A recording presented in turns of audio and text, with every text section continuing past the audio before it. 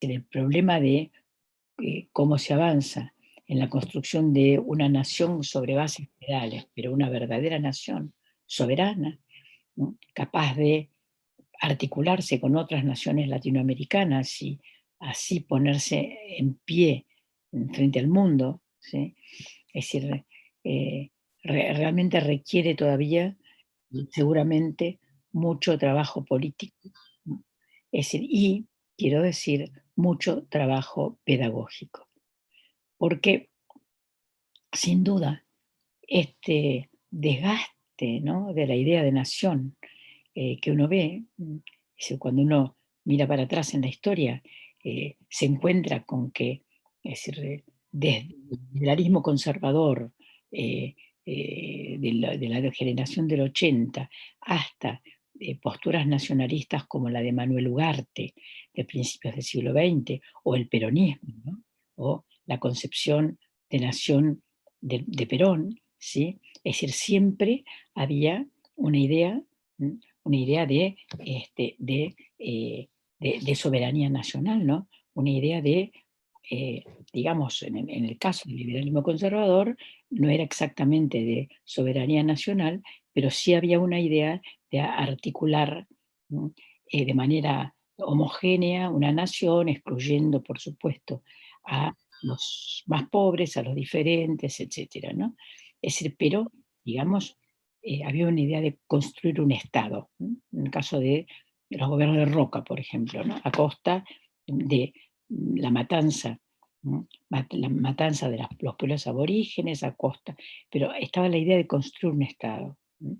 Es decir, y desde las posturas socialistas y luego nacionalistas populares, Irigoyen, Perón, sí, la idea muy fuerte de construir una nación, ¿no? Y en ese sentido, digamos, el sistema educativo, todos sabemos que jugó un papel muy, pero muy importante. Es decir, eh, que las políticas educativas, ¿sí?, fueron eh, ejes, ¿sí?, o bien de la construcción del Estado, o bien de la restricción del Estado. Por eso lo que tenemos más cerca, que es el gobierno de Macri, ¿sí?, es decir, tuvo eh, una política educativa que era una política de restringir, ¿no?, al Estado. Esto en la provincia de Buenos Aires se vio muy fuertemente durante la gobernación de Vidal. Y en el nivel nacional también, y ni hablar en el nivel de la ciudad de Buenos Aires, ¿no?, en donde desde que gobierna la derecha neoliberal, ¿no?, es decir, solamente en términos porcentuales, es decir, se han perdido, sí, cerca de 10 puntos, ¿no?, en relación al PBI, ¿no? Eh, y además de haberse reducido enormemente, sin ni más ni menos que la cantidad de vacantes. Hoy faltan en la ciudad de Buenos Aires más de 20.000 vacantes, ¿m? Sin contar las vacantes que faltan para los hijos, ¿sí?, de los 3,5 millones de personas que vienen a la ciudad a trabajar, y muchos de los cuales traen sus hijos, y que tienen que ir a la escuela. Eh, entonces, digamos, es decir, mientras por un lado nos encontramos que están estas políticas educativas neoliberales, tendientes a reducir el Estado, esas mismas políticas lo que tratan de hacer es de abrir el espacio para un nuevo actor del escenario educativo, que es el mercado, ¿no? ¿Por qué? Si en el siglo XX eh, una de las principales discusiones eran cuántos fondos van a la educación pública y cuántos van a la educación privada vía subsidios, ¿sí?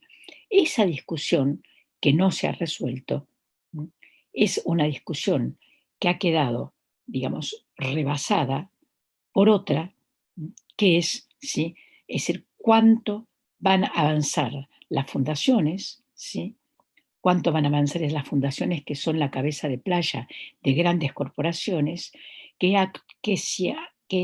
así actuaban a través del Banco Mundial o del BID en la década del 90, ahora actúan de manera directa. Todos sabemos que Microsoft, Amazon, es decir, Pearson, la editora inglesa, ¿no es cierto?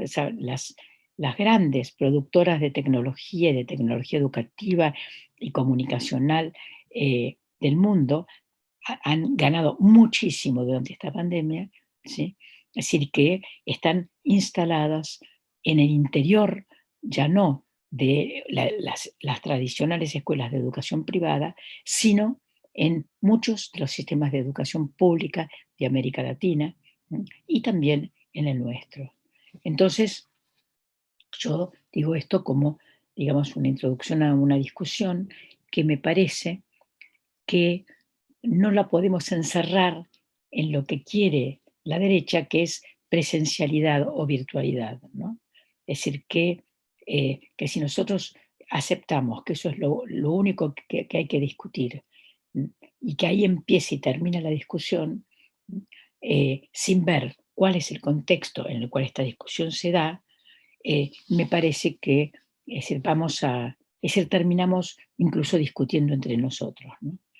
Em, Porque, digamos, personalmente he sostenido, lo asumo como postura personal, es decir, desde hace muchos meses, es decir, que las clases no debían empezar hasta que no estuvieran todos los docentes vacunados, y también que si tardábamos un mes o 2 meses en que empezaran las clases, eso no era ninguna tragedia, ¿m? Es decir, que en todo caso implicaba un rediseño de los contenidos, implicaba armar de manera distinta el próximo año escolar, ¿eh? Y avanzar mucho en el aprendizaje tecnológico por parte de los docentes, que lo han hecho, ya voy a repetir eso después, ¿sí? Y avanzar necesariamente en, digamos, todo lo que significa el equipamiento tecnológico, ¿no? Es decir, pero que de ninguna manera hemos interrumpido las clases se dieron el año pasado, hubo año escolar, solamente que se realizó de otra manera. Ahora, en lo que yo digo, aparece algo como una incongruencia, ¿no? Algo difícil de entender, para mí es difícil de entender, ¿no? Hay explicaciones, pero es difícil, que es cómo puede ser que mientras eh, la derecha, durante hace varias décadas, que trabaja para que el mercado educativo sea un mercado basado no en la presencia del docente precisamente, sino en la tecnología, ¿m? Y tenemos fundaciones como la de Sanchezín y otras, ¿sí? Es decir, que avanzan en nuestro territorio, ¿m? Avanzaron en nuestro territorio, es decir, con la idea de reducir el número de docentes, ¿m? E irlos reemplazando por esos famosos líderes, este, eh, acompañantes, etcétera, que los forman de entre 3 y 6 meses, y hay varias de esas fundaciones instaladas en la Argentina, ni hablar de las que hay en otros países latinoamericanos como Brasil o Colombia, México incluso. Entonces, si avanzaban con esa idea, ¿cómo puede ser que ahora tengan un ataque de presencialidad? ¿Cómo puede ser que cuando uno dice, primero está la salud, y además hay algo que es más que evidente, que para poder ir a la escuela o para poder estudiar hay que estar vivo en primer lugar y sano, ¿no? Entonces, verdaderamente, el decir, como decía el otro día el jefe del gobierno de la ciudad, ¿sí? Que decía que en realidad salud y educación están al mismo nivel porque la educación puede estar adelante, porque si no, va a haber generaciones que van a perder, que si se pierde un día de clase, todo lo que se pierde, ¿sí? Y cómo se va a recuperar, de pronto hacen esa tragedia, en lugar de este, sostener sus posturas anteriores. Entonces, ¿qué pasó, no? Y lo que uno ve es que en realidad eh, eh, en las provincias en donde hay estas reacciones, en realidad no están respondiendo, ¿sí? A una concepción político-educativa, a una concepción sanitaria, no, están respondiendo a, digamos, a un mercado, están respondiendo al mercado de la educación privada, ¿no? Aquella educación privada que recibe subsidios, ¿no? Es decir, empezó a tener problemas por la falta de pago de las cuotas, ¿sí? Es decir, empezó a tener problemas para sostenerse, en la medida en que no hubiera presencialidad. Y empezó a haber presiones fuertes de todo el sector de la población que es de clase media, media alta. Ahora, paréntesis, a mí no me cabe duda de que hay otro problema que nosotros también tenemos que dar respuesta, que es que las familias, para muchas familias es muy difícil no mandar a los chicos a la escuela. ¿Mm? Y es, no los mando a la escuela y no puedo trabajar, ¿no? Como llego, no a fin de mes, a la semana que viene. Y además también que para muchos es conflictivo, ¿m? El tener a los chicos en la casa. Esto es, no cabe duda. Ahora, estamos en el medio de una pandemia donde se nos va la vida. ¿M? Entonces, volviendo a esta política de la derecha, los gobiernos de las provincias que tienen políticas de derecha, que es que no atienden, ¿m? Ni el hecho de que hay muchísimas escuelas que reciben subsidio estatal, eh, y que tienen que pagar a los docentes con el subsidio estatal. Y por otro lado, que también hay escuelas pymes, ¿no? Pequeños jardines, que de alguna manera se tienen que sostener y que eso también debería tener la atención, hablo de la ciudad de Buenos Aires, la atención del gobierno de la ciudad, es el porque en realidad esas escuelitas lo que están haciendo es sustituyendo lo que el Estado no ha hecho, ¿sí? Están ofreciendo esas 20 o 30.000 vacantes que el gobierno de la ciudad ha retirado. Entonces, esto es el gobierno de la ciudad. Ahora, eh, por lo que uno ve, a ver, una cosa es la mirada de cada uno de ustedes desde su lugar puntual de trabajo, desde su lugar de militancia, sindical o político, lo que fuere, ¿no?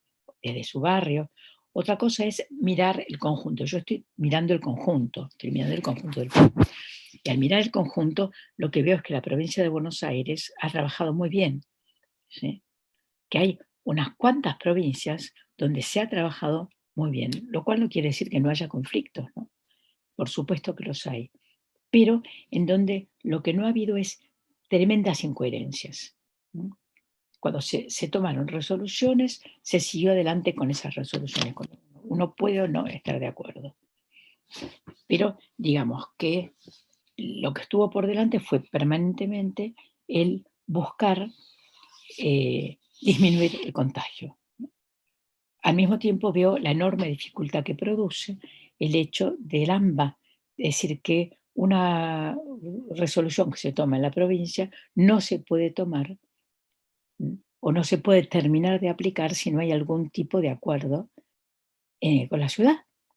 Y la ciudad se niega a todo tipo de acuerdo, ¿no? Ahora, es muy difícil porque no se puede cercar la ciudad de Buenos Aires, es decir, no se puede, puesto que hay una continuidad de vida, de trabajo, como decía, de escolaridad, etc., ¿no? Y al mismo tiempo lo que uno ve es que hay diferentes actitudes respecto a la solidaridad, ¿no? Así como los docentes, la mayor parte de los docentes salió desde el principio de la pandemia, ¿no? Algunos continuaron llevando bolsones, preparando y llevando bolsones, atendiendo a chicos en las escuelas, etc. Otros se agregaron, ¿sí? Muchísimos aprendieron a armar WhatsApp, grupos de WhatsApp, o a manejar algo más en la computadora, ¿sí? Tuvieron que conseguirse las herramientas. Es decir, realmente uno cuando ve la provincia de Buenos Aires, o sea, 45% del sistema educativo nacional, cuando uno ve el conjunto del país. Y cuando uno mira América Latina ve que los docentes han dado un salto tecnológico.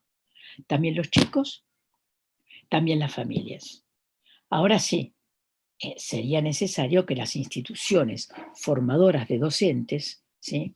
Universidades, institutos de formación docente, etcétera, que gobierno nacional, gobiernos provinciales, que, eh, que proporcionaran la posibilidad de sistematizar esos conocimientos. Este debería ser un año de gran avance en la sistematización de los conocimientos tecnológicos. Ahora, claro, muchos de nosotros, ¿sí?, decíamos, y me incluyo, dijimos durante mucho tiempo, no a la tecnología, no que los chicos están todo el día con el celular, que no haya celulares, que se prohíban los celulares en las escuelas, etcétera. Mientras esperábamos que avanzara el plan Conectar Igualdad, porque el programa Conectar Igualdad sí alcanzamos a ver que era muy importante, ¿no? Ahora, llegó el macrismo, cortó el programa Conectar Igualdad, cortó el desarrollo de la fibra óptica. Es decir, y cuando llegó el gobierno de Alberto Fernández, hubo que ir para atrás y empezar de nuevo, con pandemia, ¿no? Esa es la situación. Y nosotros dijimos, bueno, hay que usar la tecnología. Con lo cual, a mí me parece que es importante el formarse mucho en tecnología y sobre todo, digamos, apoyar todo programa de desarrollo de tecnologías nacionales. Es decir, el ANSAT, ¿sí? Es decir, digamos, los organismos nacionales destinados al desarrollo tecnológico tienen que ser muy apoyados. Y es de esperarse, es decir, que haya mucho apoyo del gobierno nacional y también de los gobiernos provinciales respecto a la investigación y el desarrollo tecnológico. Las plataformas tienen que ser nacionales, porque si no, sí vamos a tener a Google Class, y vamos a tener a Google, y vamos a tener a Microsoft, etcétera, que nos van a mandar paquetes, ¿sí? Paquetes de contenidos, paquetes de formación docente, paquetes. Entonces sí, vamos a tener, a lo mejor vamos a tener presencialidad, pero una presencialidad totalmente tercerizada, en el marco de la cual, ¿para qué hacen falta tantos docentes? En cambio, ¿sí? Es decir, si nosotros pensamos en términos de una pandemia que es larga, una pandemia que continúa, que nos va a llevar todo este año y probablemente parte del año que viene. Digamos que tenemos que pensar en una situación larga de pandemia, es decir, en donde vamos a tener que pensar nuevos formatos de trabajo y acostumbrarnos probablemente a como están haciendo muchos de ustedes, una semana de presencialidad y una semana de virtualidad u otros formatos que hay que ir diseñando, porque son nuevos, hay que hacer nuevos diseños. Ahora, si tenemos claro, el tema de la soberanía, el tema de que la Argentina puede tener tecnología propia. La Argentina puede, en poco tiempo, tener sus propias plataformas. Los institutos, las universidades, ¿sí?, pueden tener sus propias plataformas. No hace falta que venga el Banco Santander a instalarle su plataforma. Que si podemos desarrollar una vacuna propia, si ustedes todos han visto en los últimos días, tenemos una vacuna, ¿sí?, que se va a empezar dentro de muy poco a aplicar masivamente. ¿Cómo no vamos a poder, ¿sí?, desarrollar una soberanía en materia de tecnología educativa? Y eso quiere decir en materia de educación. Es decir, yo creo que es un momento en el cual se está jugando a la soberanía educativa. Y que eso se juega no solo en grandes discursos y grandes términos, sino se juega en programas concretos, ¿sí? Y que, digamos, detrás de esa discusión de presencialidad o no presencialidad, me parece que lo que está es justamente quién, quién dirige el curso que va a tener la educación en este país, ¿no? Bueno, esto, digamos, como una introducción. Yo creo que se nos presentan ya como educadores, como maestros, profesores, pedagogos, se nos presentan tareas complicadas, ¿no?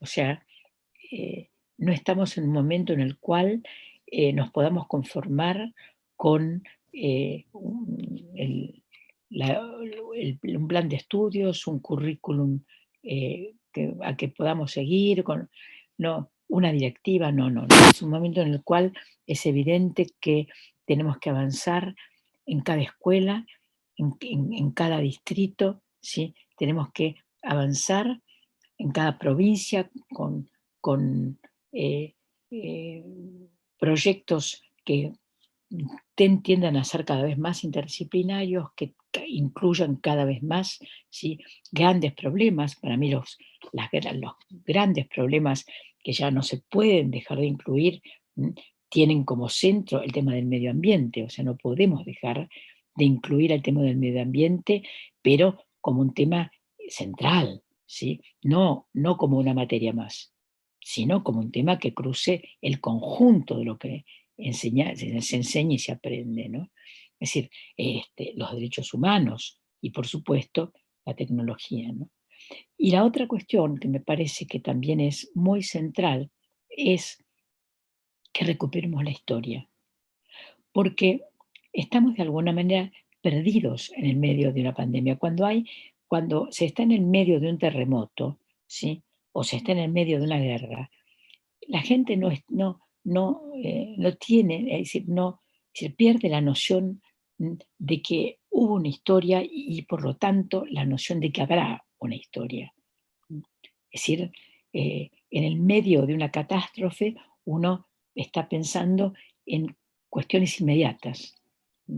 Y esto es algo muy serio porque nosotros que somos educadores tenemos que poder ayudar, es decir, a nuestros alumnos y a sus familias y a sus comodidades, a que puedan pararse de alguna manera en la historia, para que puedan aprender la experiencia de la historia, pero también adquirir la tranquilidad que da el sentir que se es parte de una historia, ¿no?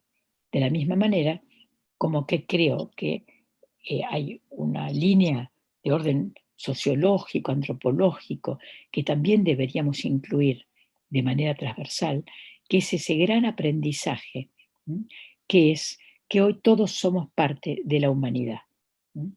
Es decir, hoy el virus nos ha dicho, acá no hay diferencia entre altos, bajos, negros, blancos, es decir, diversos géneros, chinos, argentinos, norteamericanos. Todos ustedes son parte de la humanidad. Entonces, yo creo que ese enunciado es el título de una línea de trabajo muy, muy importante que deberíamos abordar, ¿no? Bueno, yo me detengo acá para poder escucharlos a ustedes y que dialoguemos. Muchas gracias. Bueno, Adriana, ¿qué tal? ¿Cómo Hola, está? ¿qué tal? Yo soy Diego, Diego Fernández, de la agrupación Docentes Matanceros, Frente Docente Matancero.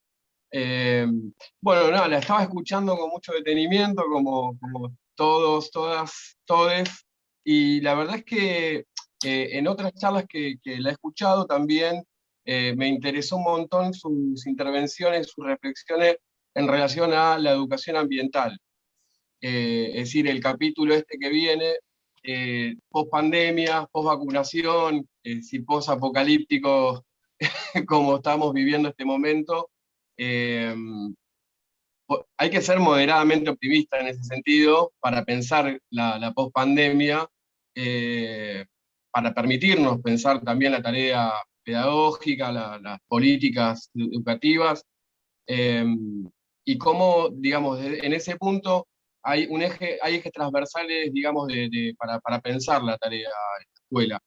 yo estoy como muy enganchado con el tema de, a la vuelta del cole, empezar a articular con diferentes áreas, en diferentes niveles, la producción de huertas en los establecimientos, profundizar la necesidad de también esclarecer la importancia de la flora nativa, de que prevalezca la flora nativa por sobre otras intrusas que también degradan el ambiente, que combaten, digamos, también las plagas, el dengue incluso, cuando se regenera la flora autóctona.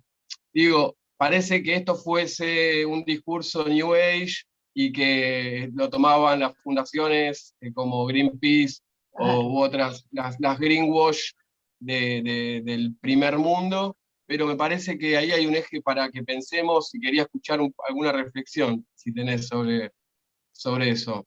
Sí, sí, estoy completamente de acuerdo, estoy completamente de acuerdo. O sea, justamente, además lo formulaste muy bien, porque, digamos, el tema es que fue muchas veces tomado como un discurso New Age, ¿no? Este, y, y digamos, como reducido casi a una práctica en materia en materia escolar, ¿no? Casi a pequeñas prácticas de higiene, sin entender la profundidad del tema. Pero el problema es que hubo organizaciones ambientalistas, es decir, acuerdos internacionales, ¿no? El acuerdo de Kioto, el pacto de Kioto, los acuerdos en Río de Janeiro, etcétera, ¿no? Advertencias, ¿sí? Desde, es decir, desde Perón, el famoso discurso, fíjense, el discurso de Perón sobre el medio ambiente, que es increíble, porque advierte, ¿sí? De lo que puede llegar a pasar en las 4 décadas después, ¿no? Es decir, y advierte sobre el problema global del medio ambiente mucho antes de que se desplegara el neoliberalismo, ¿no? Hasta el Papa. Eh, a ver, pese a todo eso, es decir, yo ya no me refiero a que los Estados Unidos, ¿sí? Nunca firma los acuerdos internacionales de orden ambiental, bueno, eso todos lo sabemos, ¿no? Que digamos que China es es el mayor productor digamos, destructor del medio ambiente del mundo, que al mismo tiempo es en este momento el mayor productor de energías alternativas. Corre contra sí misma, ¿no? Es decir, produce energías alternativas, es impresionante. Bueno, es decir, eh, a lo que voy es a otro aspecto que es la ciudadanía, ¿m? Que es que el conjunto de la gente no lo entendió, no lo entendió. Entonces, parecía realmente algo raro el, efectivamente, New Age, el ocuparse del medio ambiente. Entonces, digamos, sobre eso hay mucho escrito, por supuesto, hay mucho escrito, ¿eh? Pasa poco difundido, pero hay mucha producción argentina sobre el tema medioambiental. Yo no soy especialista, ¿no? No soy especialista, pero te puedo, mandarme un correo y te conecto con materiales ambientalistas. Y si quieren, les puedo mandar a los organizadores, les mando, así les pueden hacer llegar a todos algunos materiales básicos ambientalistas. Palabra Noelia Cuevas, del Frente de Educación Popular, a quien invitamos a que se comunique con vos. Mi nombre es Noelia, y al igual que Tobías, somos parte del Frente Educativo Popular Felipe Vallese. Bueno, en principio agradecerle a Adriana, sobre todo desde nuestro espacio, y creo que hablo en nombre de todos los que estamos acá presentes, que hemos sido formados y formadas con su perspectiva en cuanto a la educación, así que desde ahí, agradecimiento total.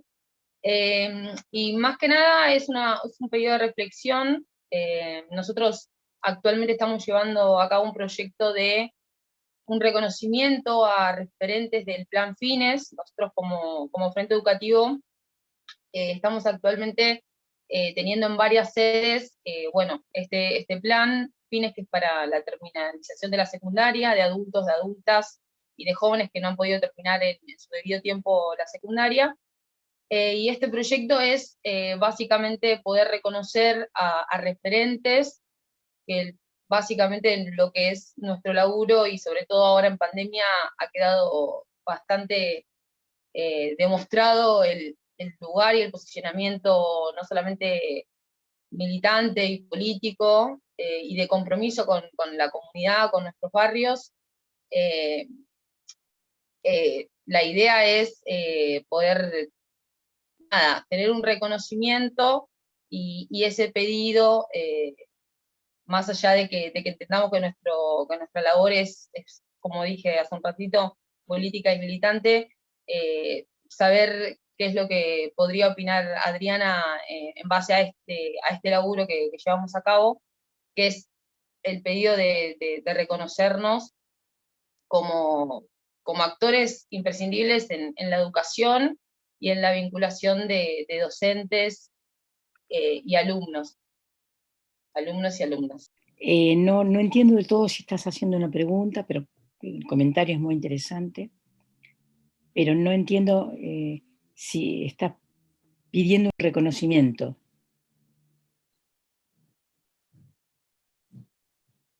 ¿Me podés aclarar, Noelia? Un reconocimiento de los docentes sin ninguna duda, o sea, merecen todo el reconocimiento. Podríamos, si no creemos en la continuidad de la historia, si no creemos en los que, no estamos de acuerdo con los que patrocinan el fin de la historia, ¿no? O sea, si no, no podríamos educar, o sea, se diluiría nuestra identidad, ¿no?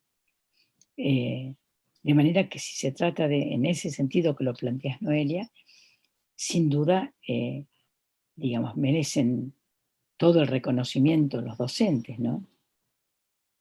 Ahí está, no me podía desmutear.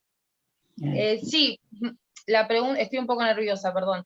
La pregunta era más que nada, ¿qué opina en cuanto a formalizar el rol del referente y la referenta que está en los programas Fines que manejamos en cada una de nuestras sedes, y nuestro rol como referentes precisamente es la vinculación entre docentes, alumnos, tener un seguimiento, y que digo que sobre todo en este contexto de pandemia, nuestro trabajo realmente ha sido muy imprescindible. Entonces nuestro armado de proyecto tiene que ver con un pedido de formalizar ese rol, básicamente. Entonces, bueno, nada, era un llamado a una reflexión. Conozco bien el programa Fines. Ustedes saben que el programa Fines, en donde tuvo origen, fue en el gobierno de la provincia de Buenos Aires, precisamente, miren, justamente que nombraba a Mari Sánchez al principio de la charla, y justamente, ¿sí? Es decir, que Mari con otros compañeros muy queridos puso en marcha un programa que después, ¿sí?, se transformó a nivel nacional en el programa Fines. Sí, yo creo que sí, creo que no sé, o sea, cada gobierno provincial tomará las medidas que considere, pero sí yo creo que, digamos, que es importante que ustedes tengan un reconocimiento, no cabe duda, y que la tarea que realizan es una tarea importantísima, ¿no? Ahora, el macrismo cortó fondos al programa Fines, incluso cuando yo participé como viceministra de este gobierno, del gobierno actual, una de las primeras tareas que tuve que encarar fue la de, digamos, ayudar a que el programa Fines siguiera existiendo, ¿no? Que no se siguiera reduciendo y que siguiera existiendo, pero por supuesto que hace falta que tengan una mayor institucionalidad, ¿no? Sí, no me cabe duda. Muchísimas gracias. Bueno, gracias Noelia por la participación. A continuación invitamos a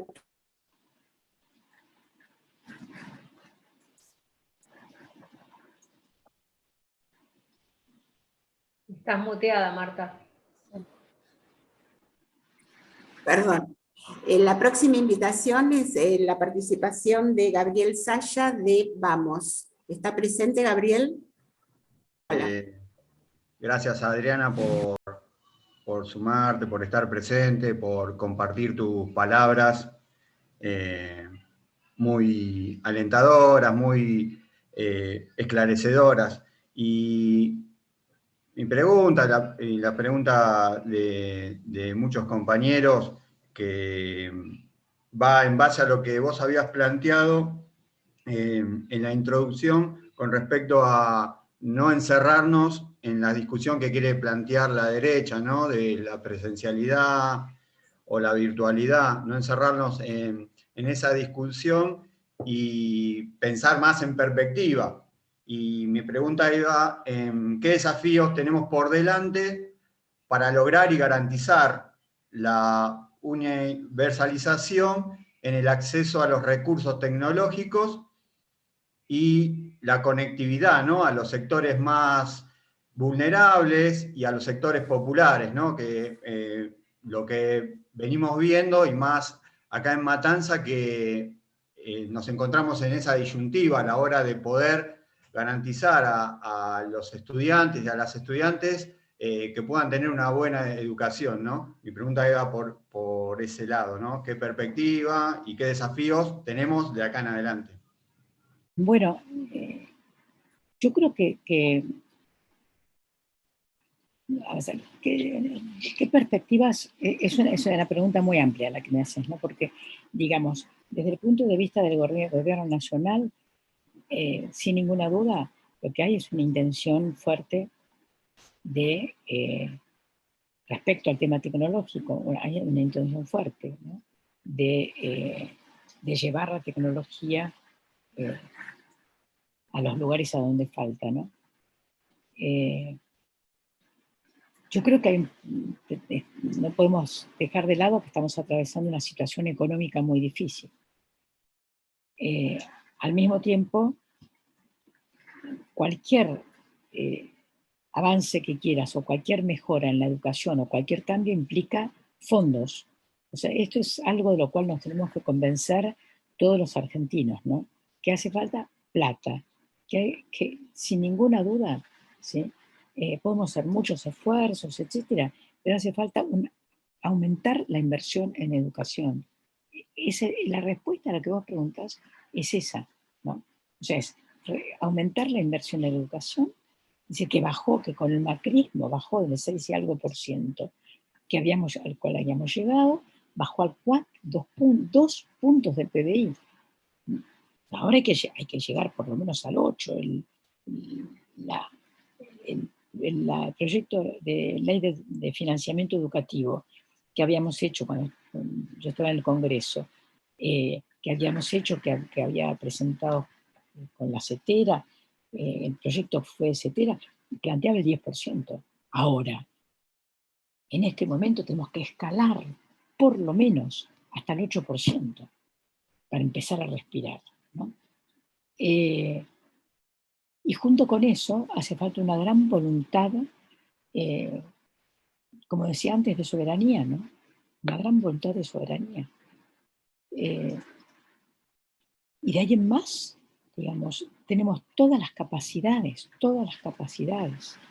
es decir, como para desarrollar la conectividad en todo el país, como para aportar computadoras o tablets con chips para celulares. Es decir, como para... Hay muchos modelos posibles. Yo no estoy de acuerdo con las posiciones fundamentalistas en el sentido de que o cada chico debe tener una computadora, o solo la escuela, o los carritos, tiene que haber carritos que van de aula en aula. Digamos, hay que ver cómo es la situación de cada lugar, cuáles son las posibilidades. Lo que no me cabe la menor duda es que acceso a la tecnología tienen que tener todos los docentes y todos los chicos. Tenemos que solucionarlo, ¿sí? Pero digamos, hasta ahí, ¿no? No hay mucho más para decir, es voluntad política de hacerlo, ¿no? y capacitación docente. Bien, participar Horacio Bernardo en nombre de Sergio Kipperstein, de la agrupación Simón Rodríguez del Instituto de Formación Docente número 82, Carlos Fuentealba, a la cual tengo el honor de pertenecer. ¿Estás por ahí, Horacio? Porque Sí, acá estoy, Marta, a tratar de darle un poco de dinamismo. Pedimos a los compas que hagan la pregunta con la menor introducción posible, así acotamos los tiempos y damos un poco más de tiempo de respuesta a Adriana. Dicho esto, Adriana, una consulta. Yo trabajo en el nivel superior, en el Instituto de Formación Docente 82 de acá de La Matanza, y con otros compañeros del instituto y compañeros de otros institutos, pensamos en trabajar sobre la idea del gobierno de los institutos. Sabemos que los equipos directivos acceden por concurso, que está en algún punto fantástico y así es, no discutimos eso, pero entendemos que a eso habría que agregarle el tema de la votación de aquellos que somos parte de los institutos, con lo cual, de la misma manera que se vota en Cava, por poner un ejemplo, debiéramos trabajar esa idea y proponer esa idea dentro de los institutos de la provincia de Buenos Aires. Es decir, si se mantiene el concurso, se mantendrá, pero además debiera presentarse una lista, un proyecto, y ponerlo a consideración de todos los integrantes de los institutos. Hicimos un trabajo de investigación al respecto, pero bueno, teniendo obviamente la oportunidad de hacerte llegar el interés y la consulta, queríamos saber tu opinión. Bueno, nada, tendría que conocer más el trabajo que hicieron para poder opinar, porque digamos que tiene que haber concursos, no me cabe la menor duda, ¿sí? Ahora, ¿cómo piensan ustedes la participación en el concurso? Porque no me acuerdo si en este momento hay representantes docentes en el tribunal del concurso. Sí hay. Acá, si no me expresé bien en la pregunta, nosotros no pensamos en la intervención en el concurso, sino que para acceder a la conducción, para formar un equipo directivo, tendría que ponerse, digamos, a consideración una propuesta y una lista y un voto obligatorio por parte de los alumnos, de los docentes y de todo el plantel del instituto para ver, bueno, de qué manera esa consideración se expresa en el voto de los integrantes del instituto. No sé si fui más claro ahí. A ver, vos decís, no ves que nunca escuché una propuesta así, por eso quiero entenderla. O sea, vos decís que haya una doble vía, que haya un concurso y que después el resultado de ese concurso se ponga a votación. ¿No? Y en realidad el tema es que está en discusión la nueva ley de educación superior. Hay diferentes formas de acceder al gobierno de los institutos. En Cava se accede por elecciones, sí. y en función de eso es lo que está presentando Horacio. En Cava, al accederse por elecciones, se accede con el voto de los participantes, de los docentes, de los estudiantes. Hay gobierno tripartito o cuatripartito, y entonces el proyecto es votado por los participantes de las instituciones. Sí.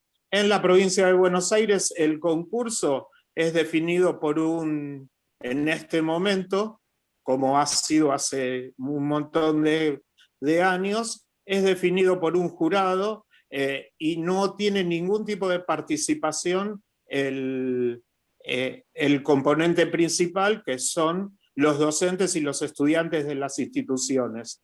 Entonces, ¿Perdón, como veedores tampoco? No. Como veedores hay miembros en el concurso de directivos y de inspectores puede estar el gremio, pero no los docentes de la institución. No participan de esos concursos. En esos concursos participa un inspector, un director de otra institución, un directivo de otra institución, y algún inspector de otro distrito. Y por lo tanto hay 3 o 4 personas que definen el destino de las instituciones. Y una vez que definen el destino de las instituciones, se torna una discusión interna en los institutos si la persona que viene participa o no de lo que se discute en el Consejo Académico Institucional, o si viene con un poder omnímodo porque ha sido señalado por un concurso. En nuestra postura debiera reemplazarse en realidad el sistema de concursos en algún momento por el sistema electoral y con presentación de proyectos. Y bueno, entonces en función de eso, queríamos saber tu opinión, porque como además está en discusión la nueva ley de educación superior, que va a definir el destino del sistema formador y el lugar de los institutos, y la autonomía o no de los institutos de formación docente, nos parece, en esta contradicción y en esta discusión política que hay, queríamos escuchar tu opinión, tu idea respecto a lo que es el gobierno de los institutos de formación docente y cómo pensás que se tiene que definir. Bueno, la primera cuestión es que yo estoy de acuerdo con que haya concursos. No estaría de acuerdo con que se eligieran solo por votación. No estaría de acuerdo. Ajá. Al mismo tiempo, me parece que los docentes del instituto tienen mucho para decir. Y que si el instituto tiene determinada orientación, ¿sí? Efectivamente, si viene una persona completamente de afuera y que no puede una persona cambiar la orientación del conjunto, del conjunto de los docentes, no de los docentes, sino el proyecto educativo en marcha. Por lo tanto, me parece que hay que buscar un sistema más complejo, no puedo improvisar ahora, realmente no voy a improvisar. Sí les digo que yo creo que tienen que estar los dos factores. O sea, que por eso me interesa muchísimo el proyecto que mencionó Horacio, ¿no? Es decir, para ver qué vuelta le encontraron, o sea, cuál es la articulación que ustedes pensaron, ¿no? Tengo una página web, si ponen Adriana Puigros, es de Facebook, es un blog de Facebook. Me lo pueden mandar al blog de Facebook. Si ponen Adriana Puigros, aparece Facebook, yo nunca lo sé de memoria, y Facebook ahí sale, y la página, o sea, mucha gente entra, o sea, y yo no sé bien cómo se maneja, pero entran. Mándenmelo, lo voy a ver con mucho interés, porque son dos factores complejos, ¿no? Es decir, es lo mismo que ocurre con los concursos universitarios, digamos, en donde efectivamente es un tribunal en donde los docentes figuran a través de la representación gremial o de otro tipo de representación como veedores, pero hay que ver si eso alcanza. Si lo que ustedes plantean es otra cosa, yo lo entiendo en términos de la institución tiene un proyecto, ¿sí? Es decir, en realidad está trabajando en base a algún tipo de concepción de la enseñanza, del aprendizaje, hay planes en marcha, ¿sí? Entonces, hay que elegir un nuevo directivo. ¿Cómo se lo elige? ¿Cómo se le elige para que no rompa los procesos que están en marcha, y al mismo tiempo cómo se hace para elegir el que tiene mejores condiciones, los postulantes, ¿no? Así que, bueno, lo voy a leer con mucho interés. Bueno, creo que, no sé, Horacio, si nos falta algo, pero me parece que queríamos plantearte esto y que te agradecemos mucho la respuesta. Y te lo vamos a mandar, vamos a encontrar el lugar para mandártelo seguro. Vamos a Carla Pitar de la corriente popular. Hola, buenas tardes a todas, a todes, a todos. Hola Adriana, bueno, en primer lugar, celebrar el espacio, muchas gracias por el encuentro, me parece re importante poder debatir, poder encontrarnos, hablar de educación en este momento, me parece que es fundamental. Y bueno, yo pensaba un poco sobre lo que vos hablaste, ¿no? De estas corporaciones que operan y que siempre defienden y sostienen a los gobiernos neoliberales, y cómo hoy también las corporaciones le están dando la mano al gobierno de Cava, ¿no? Justamente para poner en escena Me parece que el debate no es clases presenciales o virtuales, sino es clases sí o clases no, y no se habla de todo el trabajo que se hace de forma virtual, ¿no? De hecho, el año pasado lo negaron los grandes medios hegemónicos de comunicación todo el tiempo, era como que no había clases, el trabajo docente era totalmente ninguneado, era, digamos, con cero reconocimiento, ¿no? No se reconocía para nada, y también es constante el ataque a los dirigentes sindicales, es impresionante, es como que, bueno, hablan, por ahí citan a algún dirigente, y es como que fuera un capricho del dirigente que ahora no haya presencialidad, sin hablar de la situación epidemiológica, de la gravedad que tenemos hoy, que nos estamos quedando sin camas de terapia intensiva, y es desesperante la situación para los médicos, para las enfermeras, todo el personal de salud está pidiendo por favor que nos cuidemos. Y me parece que estas corporaciones justamente siguen operando para generar odio en la gente, sin hablar, ¿no?, de la importancia de hoy de cuidarnos y sin reconocer todo este trabajo docente que es tan importante. Y pensaba también cómo esto llega a las familias y también atraviesa a los mismos docentes, a las mismas docentes, y me pasa de discutirlo con compañeras en la escuela, ¿no?, de que ellas piensan, ¿no?, que hoy no tenemos clases presenciales y que el gobierno lo hace porque quiere fomentar la vagancia, que es una medida de Alberto porque nos quiere vagos, y me parece terrible cómo esto llega, este odio se instala en los propios docentes, ¿no?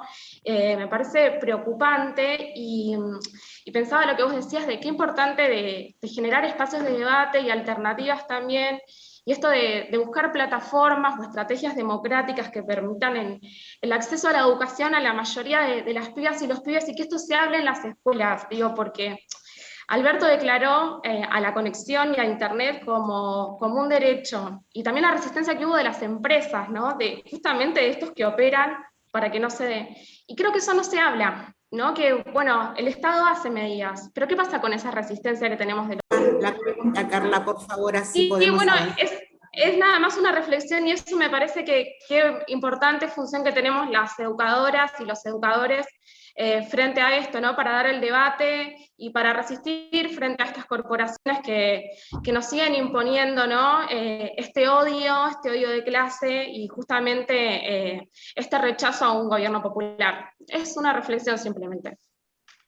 ¿Puedo hacer yo una pregunta? ¿Puedo hacer una pregunta yo? Sí.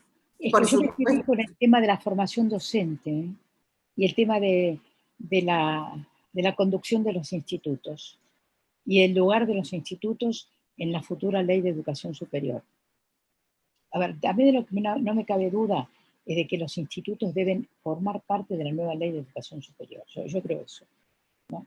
Y que no tendría que haber una ley aparte para los institutos. O sea, que tenemos que ir hacia un sistema de educación superior. Que lo hay, digamos, la ley nombra el sistema de educación superior, pero no se ha llegado a constituir, ¿no? Y la verdad es que cuando presentamos el proyecto, que nunca se terminó de tratar, de una nueva ley de educación superior en el 2010, por ahí, ¿sí?, es decir, una de las cosas principales era el jerarquizar a los institutos, ¿sí?, que los institutos fueran considerados el nivel de grado, y que el graduado de un instituto tuviera el mismo estatus que el graduado en una universidad que hizo 4 años, y después de todo el graduado en un instituto tiene más formación pedagógica que el que hizo 4 años de una carrera en una universidad y 3 materias pedagógicas, ¿no? Entonces, yo creo que el problema de la formación docente es el primer problema, que hay que pensarlo mucho. Yo la verdad que no tengo la solución, pero por eso les pido ayuda. Es decir, estaba buscando recién, a ver, antes que terminemos, seguramente voy a encontrar la dirección de mi página web y se las voy a poder dar, pero si la encuentran y me quieren mandar ideas sobre el tema de la formación docente, mándenme. No prometo qué es lo que voy a poder hacer, pero voy a tratar al menos, digamos, por lo menos los voy a escuchar, ¿no? Esto es una cosa.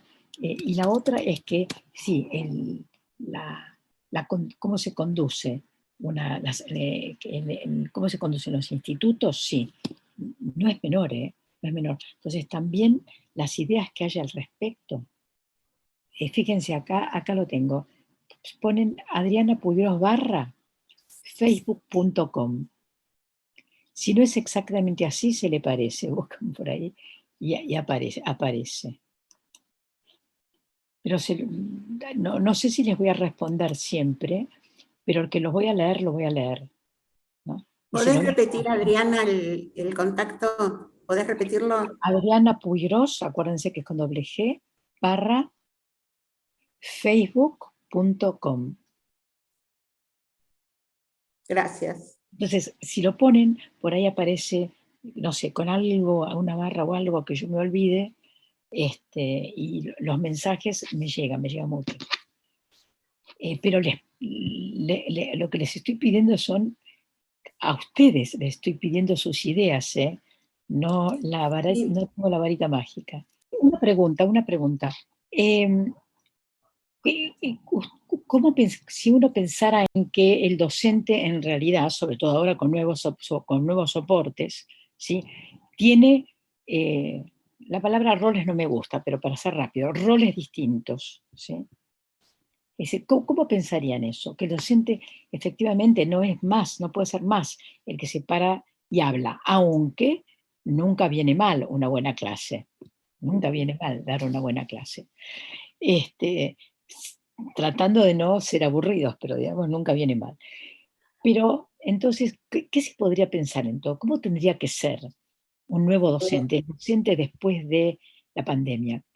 ¿Qué piensan ustedes? Eso es una pregunta. Y la otra es, ¿qué les falta? ¿Qué es lo que les falta como docente? Yo sé lo que a mí me falta, siento, me falta tal cosa, me falta tal otra, tengo pésima memoria, entonces me olvido de lo que voy estudiando, es decir, sé que me falta, me gustaría tener una mucho mejor formación en idiomas, soy muy mala para aprender otras lenguas, bueno, pero me gustaría mucho saber qué es lo que ustedes creen que les faltaría, o otro tipo de formación, no sé. ¿Alguno de los presentes de los institutos quiere tomar la palabra? Para no contestar yo. Vero, ¿no te animás para a Marta hacer solo un la aporte? pregunta, ni tampoco para que la contesten necesariamente ahora. Piénsenlo. Está bien. Sí, yo creo que tenemos que meditar mucho sobre lo que nos estás proponiendo. No sé, en lo personal prefiero acercarte nuestras inquietudes en forma escrita y más sistematizada, porque nos cruza mucho la emocionalidad, lo subjetivo, y a veces eso no está bien. Pero bueno, gracias por el espacio y por la repercusión que tuvo en vos nuestra inquietud. Gracias, Adriana. Muchas gracias. Bueno, Natalia Militelo de Tres Banderas, la invito a que participe si está presente. Natalia, ¿estás presente? Sí. Bien, acá, bueno, te damos la palabra. Hola, buenas noches. Buenas noches a todas, a todos, buenas noches Adriana, gracias por participar. Yo pertenezco a la agrupación Tres Banderas dentro del Frente Patria Grande, así que no quiero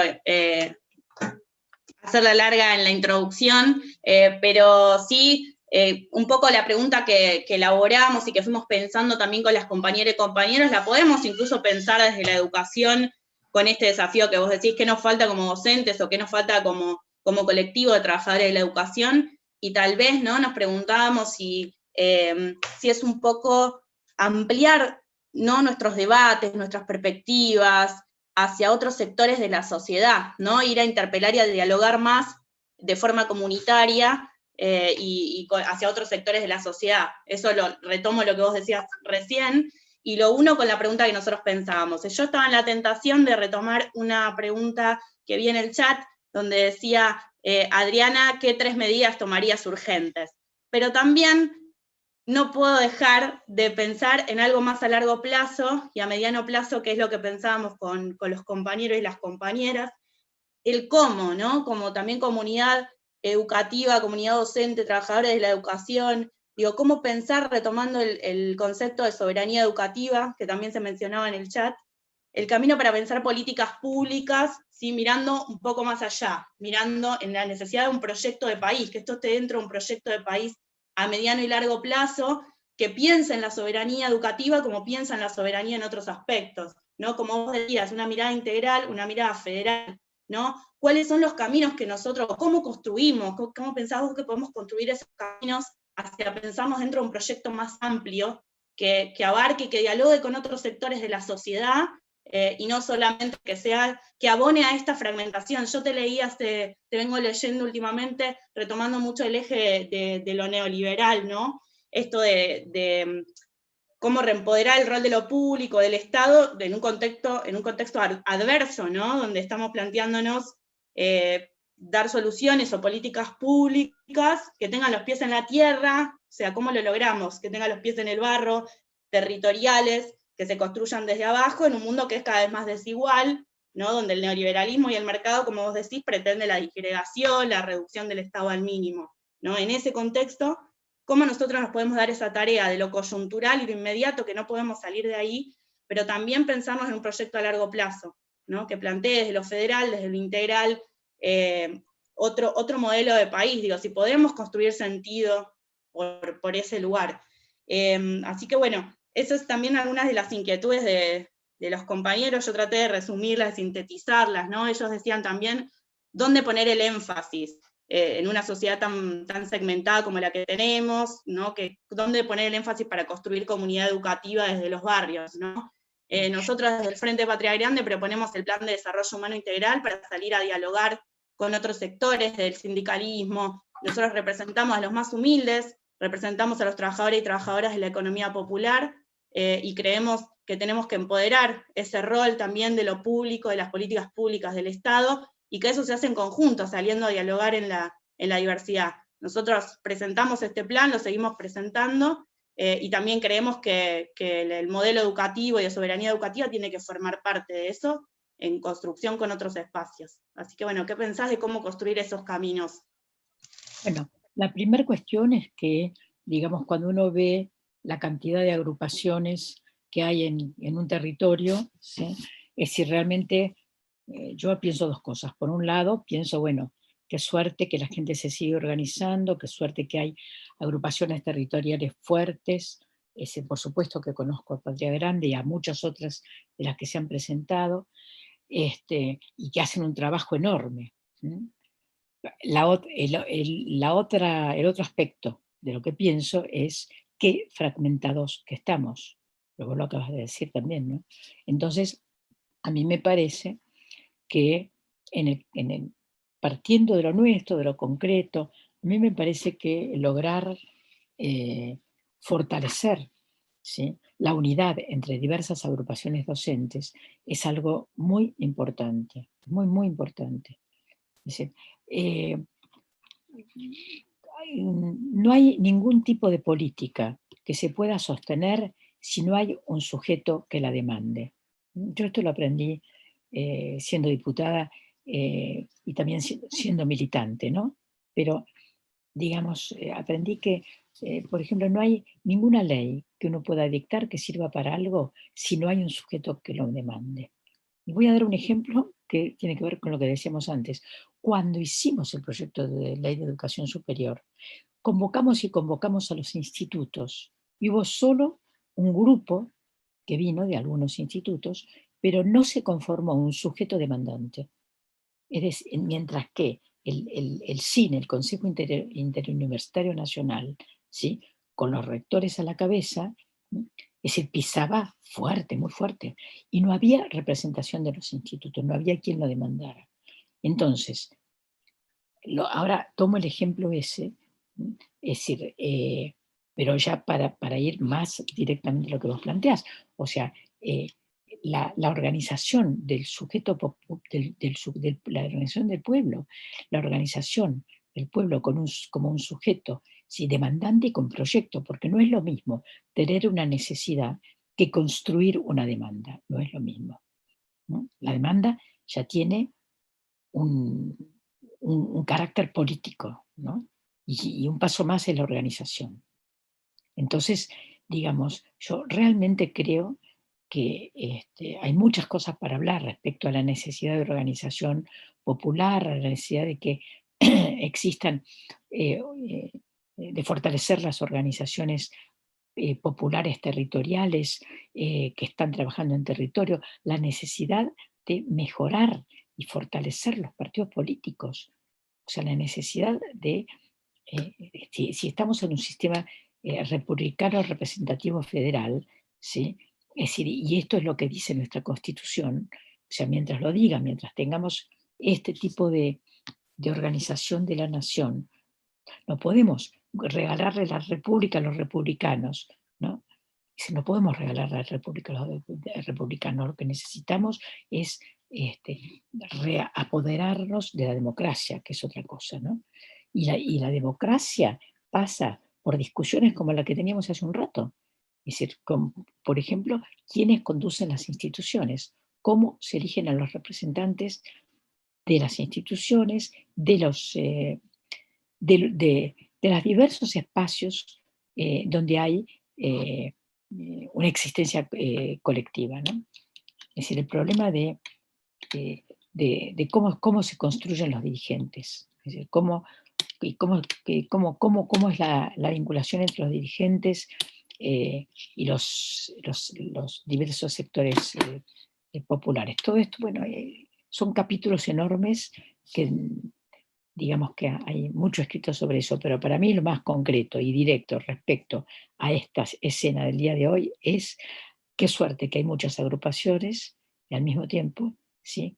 Ojalá trabajen hacia una articulación que permita, no estoy diciendo una unidad, que es mucho, sería mucho, ojalá, pero ojalá trabajen al menos hacia una articulación que fortalezca, ¿sí? Que lo fortalezca. A partir de ahí, ¿sí? Se van a poder tener posturas, va a haber un sujeto que lo demande, que demande determinadas cuestiones, ¿no?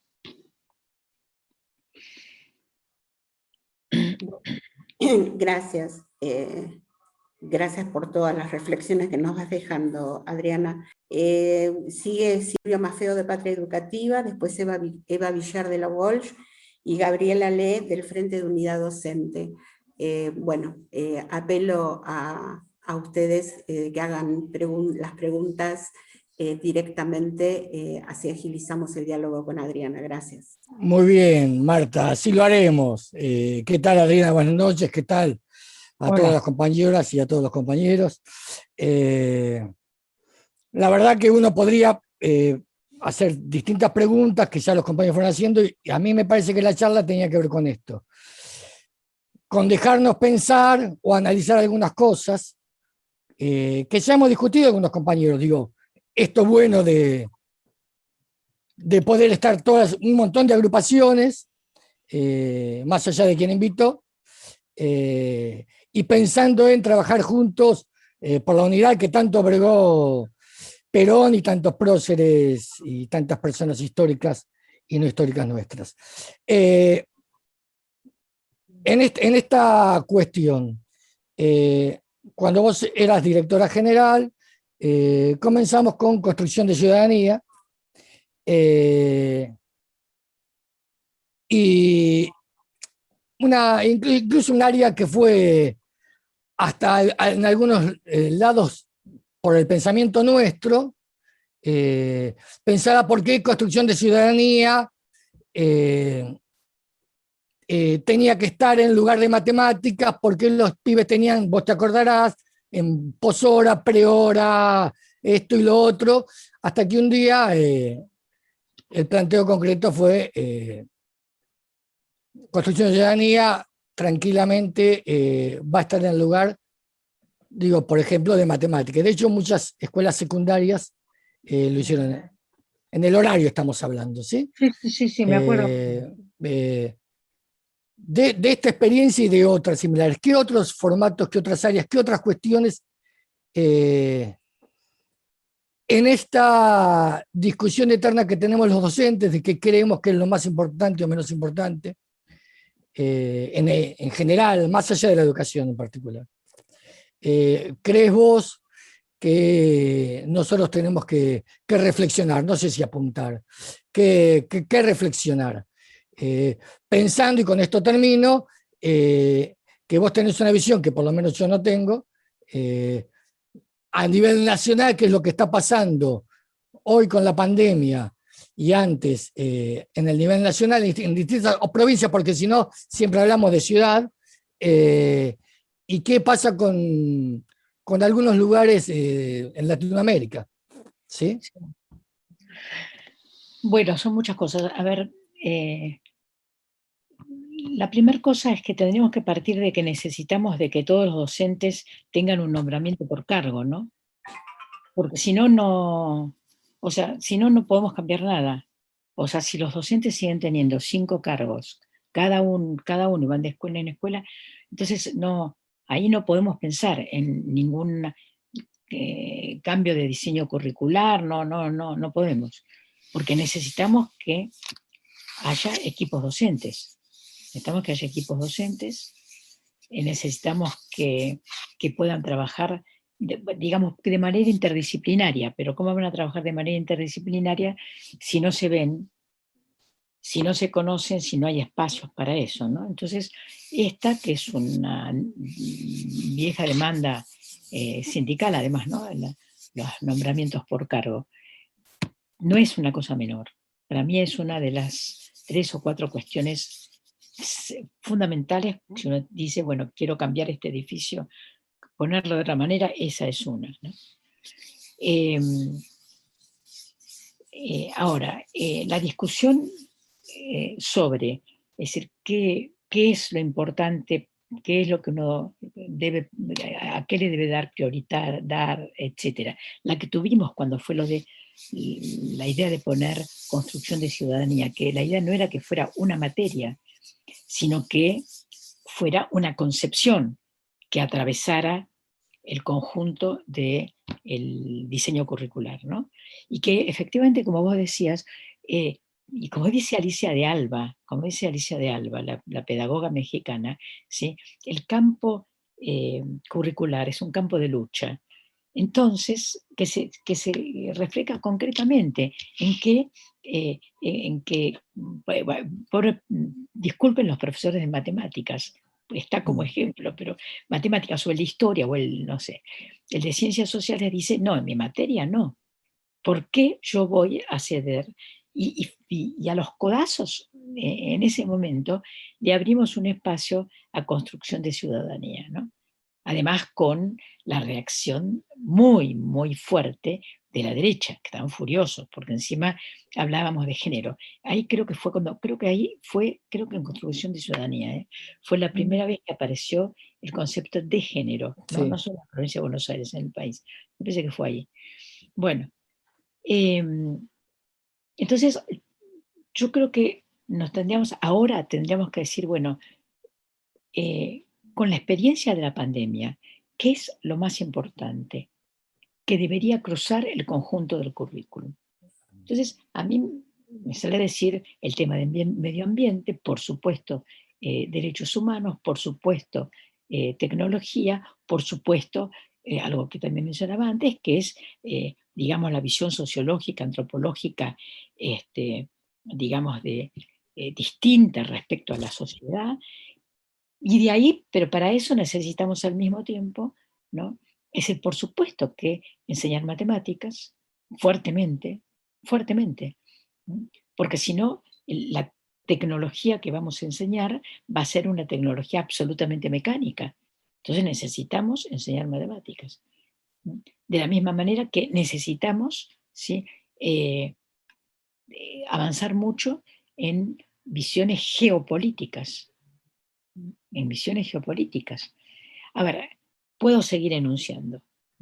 A mí me parece que estamos en un momento en el cual hay que discutir qué vamos a hacer de ahora en adelante. Sí creo que esos temas que enuncié tendrían que ser, junto con lo que llamamos construcción de ciudadanía, tendrían que ser ejes de todo planteo curricular.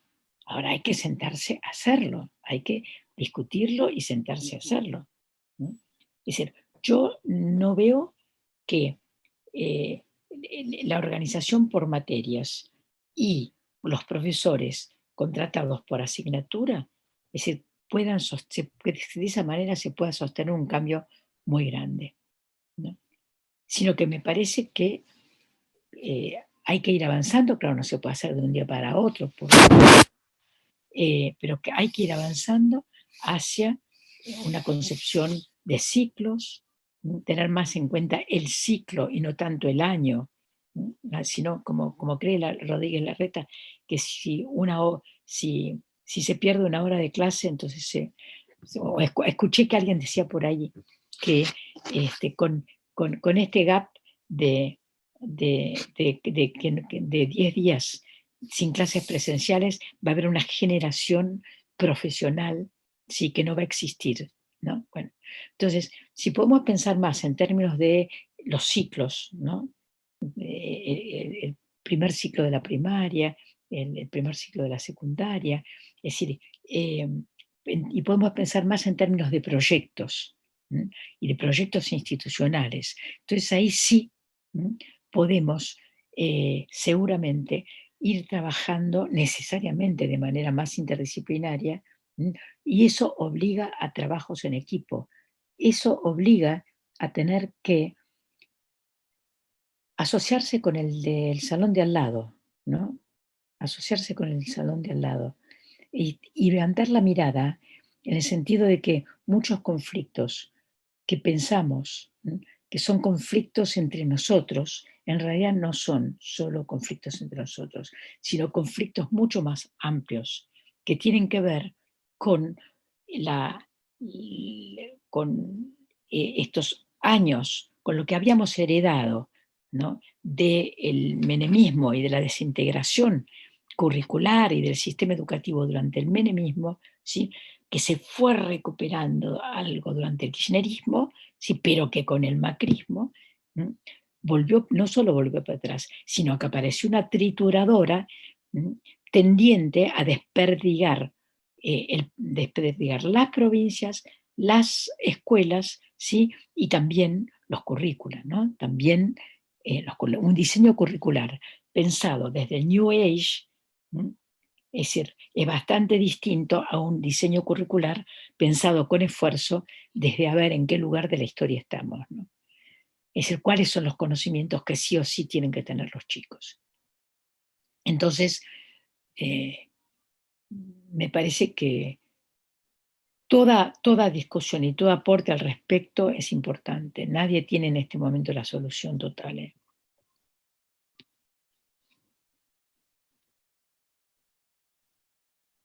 Ahora, una última cosa, respecto a construcción de ciudadanía, ¿saben qué? Hace falta enseñar la Constitución, hace falta enseñar las leyes, los chicos tienen que conocer mínimamente la Convención Internacional de los Derechos del Niño y del Adolescente. Tienen que conocer, ¿sí?, los acuerdos de las paritarias docentes, tienen que conocerlos.